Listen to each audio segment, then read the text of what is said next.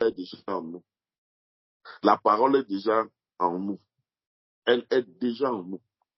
Parce que c'est ça, c'est comme si notre esprit a été constitué à partir de la parole. Donc, dans Romains, le chapitre 12,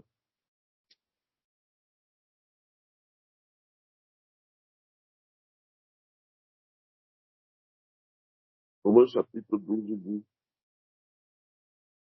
je vous exhorte donc, verset premier, je vous exhorte donc, frères, par les compassions de Dieu, à offrir vos corps comme un sacrifice vivant, saint, agréable à Dieu, ce qui sera de votre part un culte raisonnable.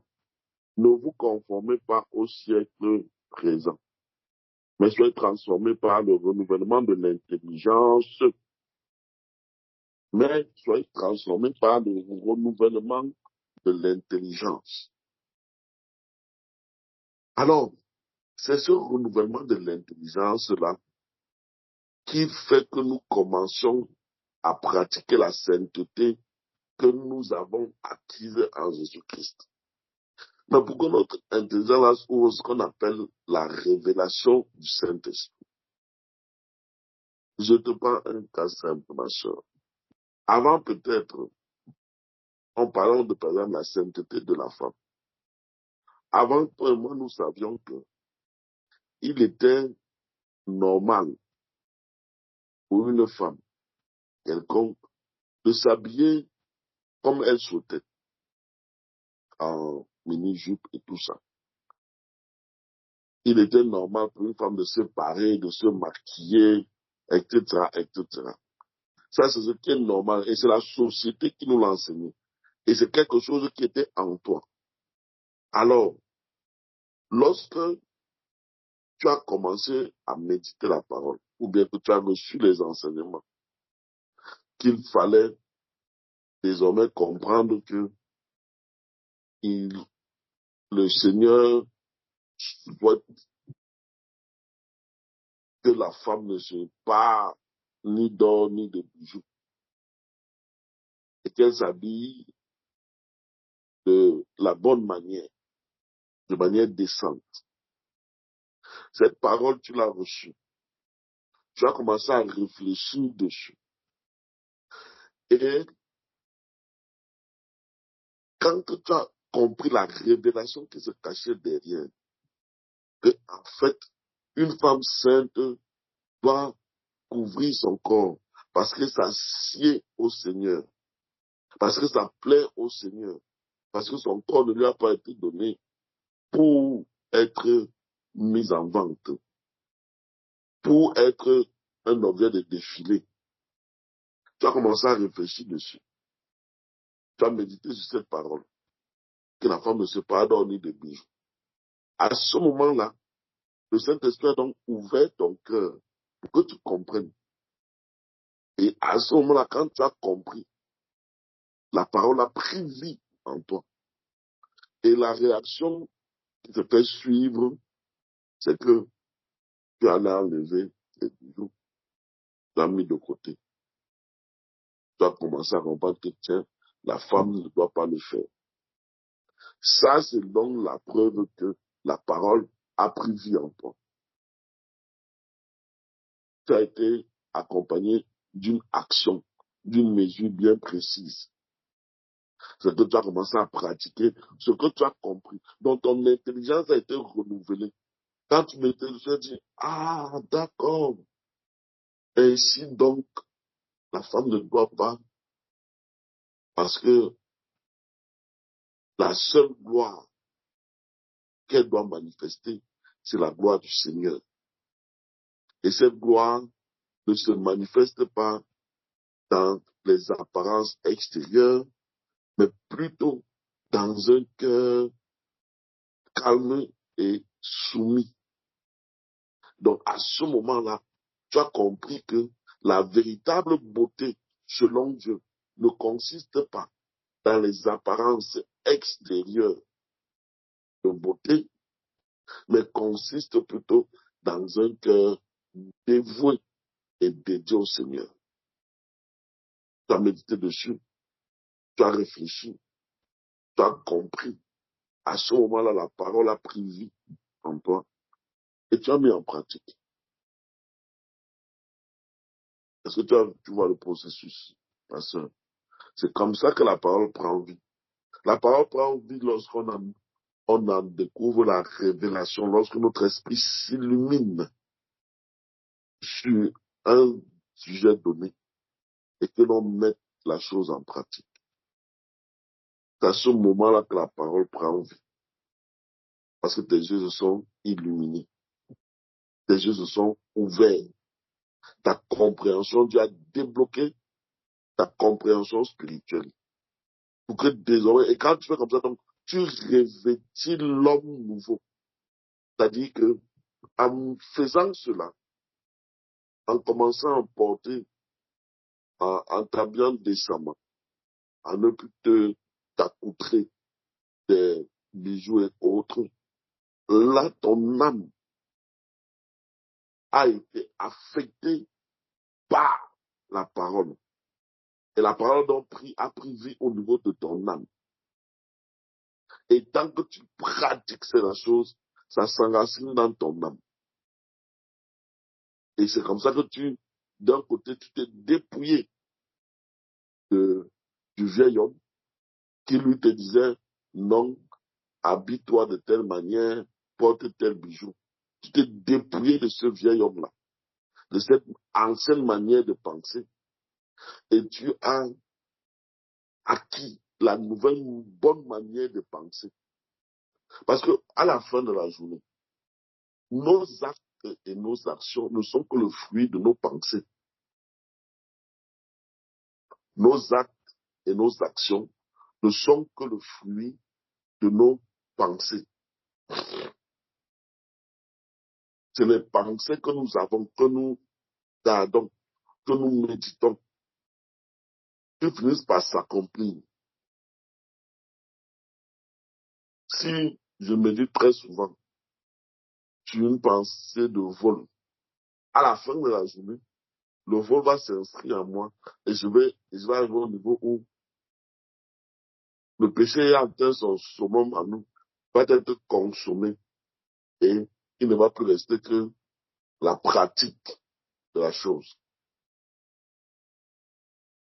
C'est pourquoi le péché commence d'abord, pas lorsqu'on pose l'acte, mais lorsqu'on commence à méditer une chose que nous savons ne pas être du Seigneur et que nous finissons par pratiquer. Et donc, notre environnement spirituel dépend de ce que je lis constamment, ce que je vois constamment, ce que j'entends constamment.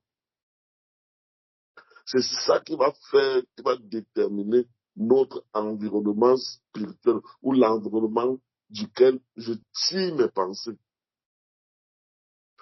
Plus donc, et on en revient à ce qu'on disait la semaine passée, plus et naturellement, je vais focaliser mon attention dans la méditation de la parole, dans la lecture de la Bible, dans les cantiques, dans les choses qui ont trait au royaume des cieux.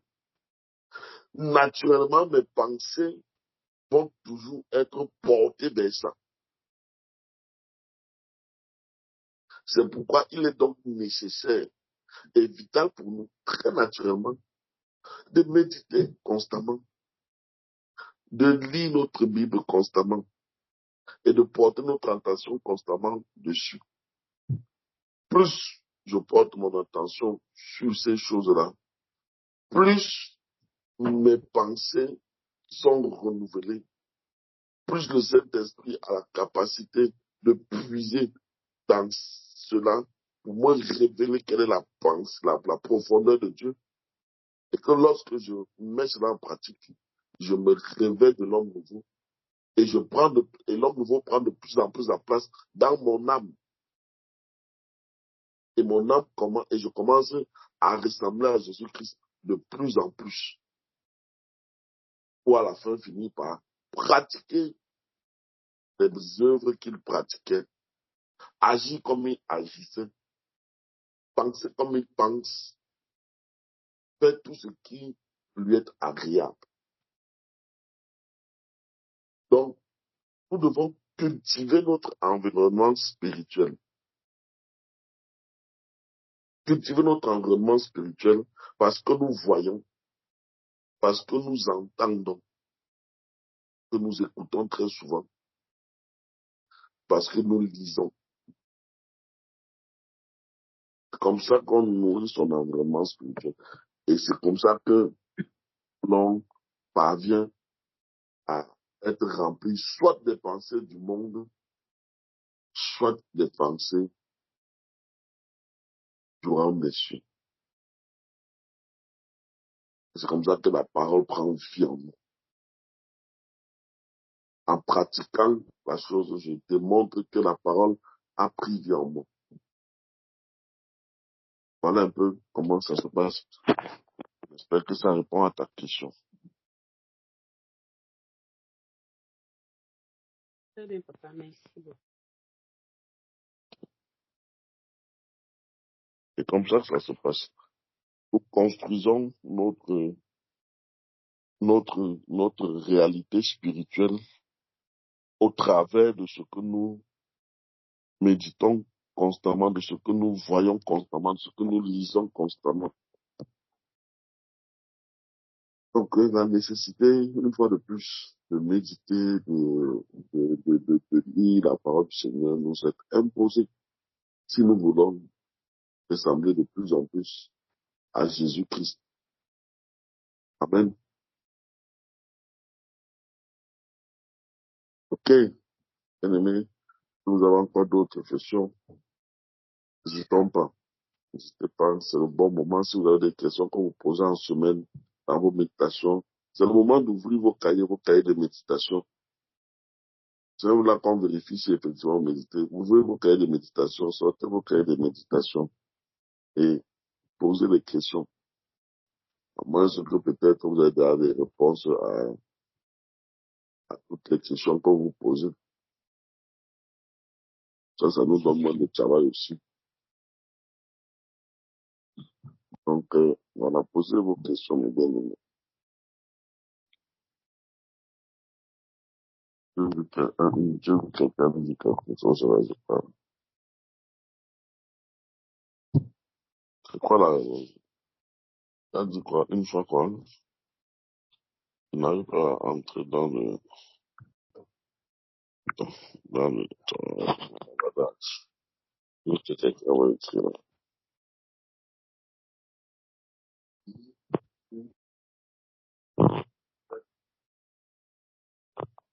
Ah, si tu poses bien ta question, ouvre ton micro, pose bien ta question. C'est-à-dire, une fois quoi pris en nous?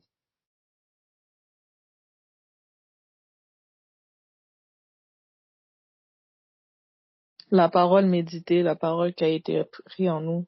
Est-ce qu'une fois, ça peut disparaître, ça peut s'estomper, ou ça reste en nous? La révélation peut écrire dans le psaume. La révélation de ta parole est claire. Elle est claire une fois pour toutes. Donc, lorsque tu étais éclairé de la vérité, elle est là. Elle demeure. Maintenant, c'est juste notre désobéissance qui peut estomper sa manifestation dans nos vies. Par désobéissance, je peux décider, ok, la Bible dit telle chose, la Bible dit que l'homme, par exemple, lorsqu'il prie, ne doit pas se couvrir la tête. Alors, pour une raison, pour une autre, je me retrouve, j'ai un chapeau, je suis en assemblée, je ne veux pas enlever mon chapeau parce que je le trouve trop beau, je ne sais pas moi. Je prends un exemple vraiment très terre à terre qui est simple. J'ai la révélation. Une fois que j'ai la révélation, j'ai eu la révélation. Elle est là. Elle est inscrite dans mon cœur. et elle ne peut pas être effacée. Parce que, comme j'ai dit, nous avons été créés, c'est la Bible qui le dit, c'est même pas moi qui le dis, dans Ephésiens 4, notre homme intérieur nouveau a été créé dans la sainteté et dans la vérité. Donc, elle connaît déjà. Et que, une fois effectivement que j'ai médité que cette vérité est parvenue à ma conscience et à ma connaissance, cette conscience est là. Et elle ne s'enlève plus de ma conscience. Maintenant, je peux la faire taire par désobéissance. Mais elle est toujours là. Parce qu'elle est appuyée par le Saint-Esprit.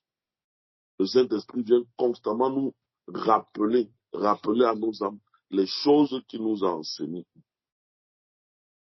Donc, la seule chose que je peux faire, c'est que pour répondre de manière simple et claire à ta question, elle ne disparaît pas. Elle demeure, elle reste là. Mais je peux faire taire cela. Nous avons dit que n'attristez pas le Saint-Esprit. Ne faites pas taire le Saint-Esprit. Dans la manière d'attrister le Saint-Esprit, c'est que je connais ce qui est juste de faire, mais je ne le fais pas. Et quand le Saint-Esprit me le rappelle, je ferme mon oreille à cela. À un moment, il se tait et ne parle plus.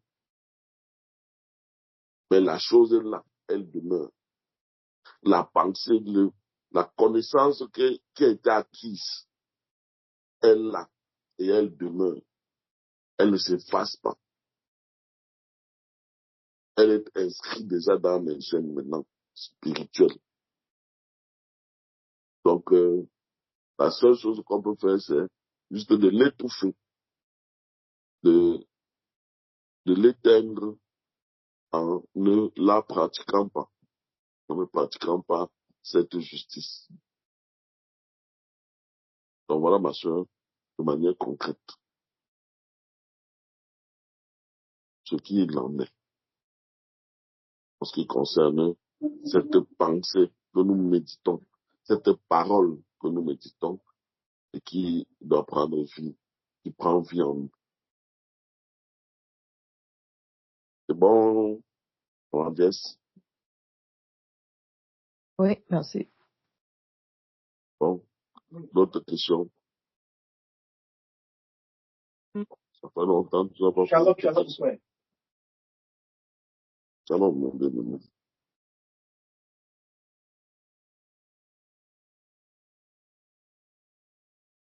Pas d'autres questions?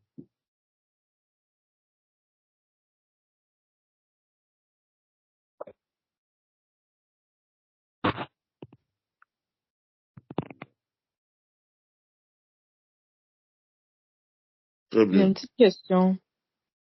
Oui, oui, ma soeur. Dans 1 Corinthiens 7, verset 20. Mhm.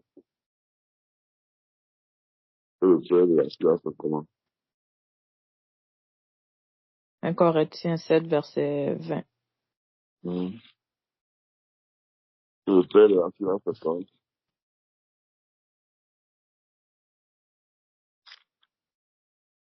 1 Corinthiens 7, verset 20. Que chacun demeure dans l'état où il était lorsqu'il a été appelé. C'est ça, hein? Ouais, j'ai besoin de compréhension sur ce verset. Le vol de ne sentait pas arrêter là. Parce que si on dit que chacun demeure dans l'état dans lequel il, il était lorsqu'il était appelé, ça c'est la porte ouverte à toutes les dérives.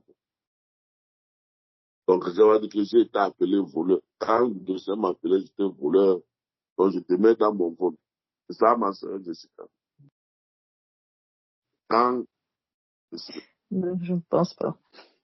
voilà, quand le deuxième m'appelait, j'étais double cible. Donc, je demeure dans l'état dans lequel j'étais. Quand le Seigneur m'appelait, j'étais prostitué. Donc, comme c'était comme ça, je demeure dans la prostitution. Il ne s'agit pas de cet état-là, état de notre âme. Non. Disons bien ce que il s'agit.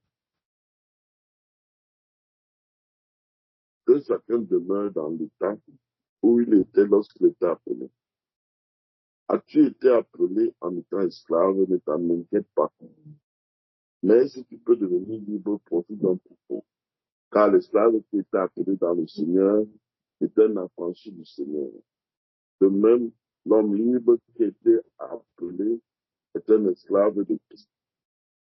Vous avez été acheté un grand prix, ne devenez pas esclave des hommes.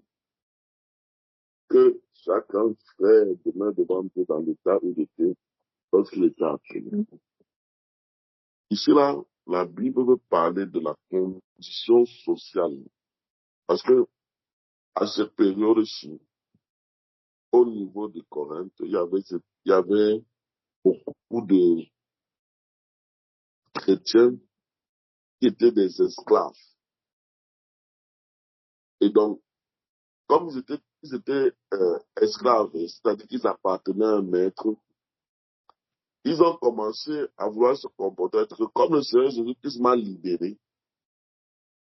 Ils ont voulu imposer à leur maître aussi de les libérer. Ils ont voulu dire à leur maître, vous me libérez. Comme Jésus-Christ m'a libéré, j'ai été totalement libéré. Je ne suis plus esclave de quiconque. Et comme ça, on raconte une histoire d'un gars qui a cru au Seigneur Jésus-Christ. Et à la fin du mois, le bailleur de lui demandait son argent de loyer.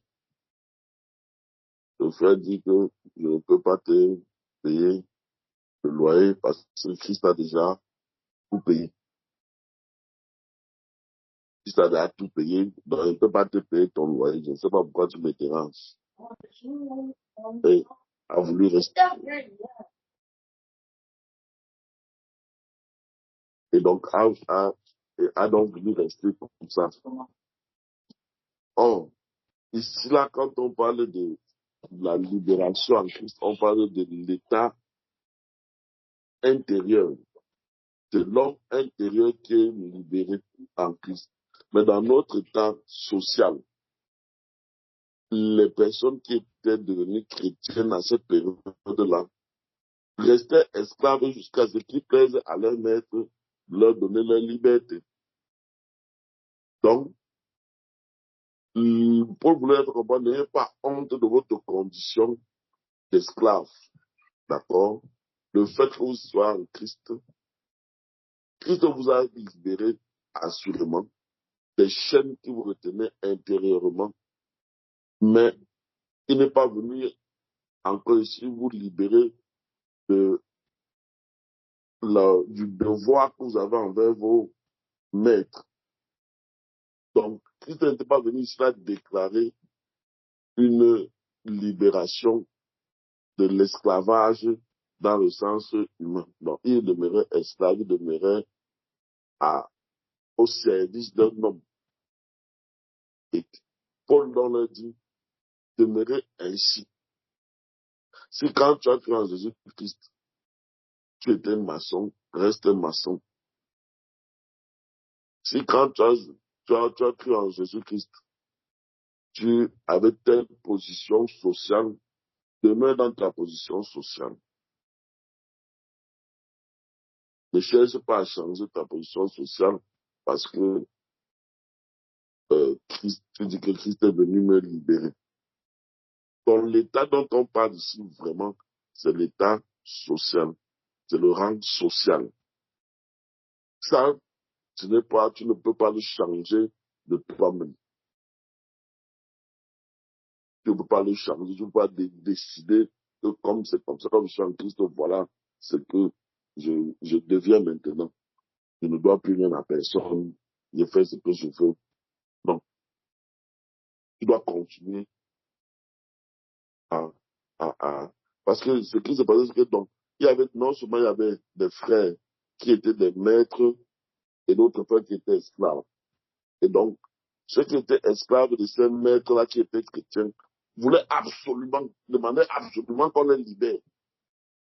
Or, c'était le droit de son maître, même s'il était chrétien, de les libérer ou de ne pas les libérer.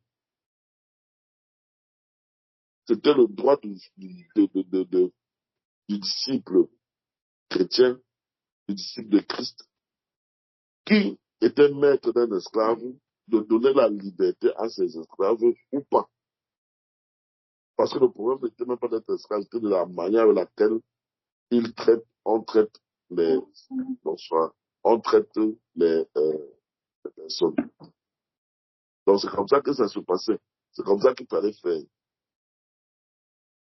C'est cette manière qu'il fallait voir. Il faut comprendre ce passage comme étant l'état social dans lequel chaque personne se trouve avant sa conversion. Tant que c'est un état social qui est normal, alors Paul, ne pas dire le Seigneur, dit de rester dans cet état. Ne pas forcer pour changer cet état. C'est bon, ma soeur Jessica? Oui, c'est bon, merci. Okay. Donc, comme toi, si tu avais le désir, par exemple, d'être pâtissier ou bien d'être ceci, il fallait garder ton désir.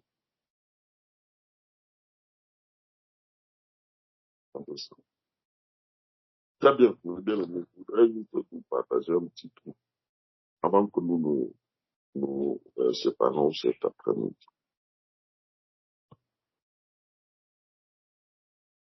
Nous avons prié et c'est très, très, très important, comme je disais tantôt, que nous comprenions que le Seigneur voudrait que nous expérimentions, que nous ayons des expériences spirituelles réelles avec lui.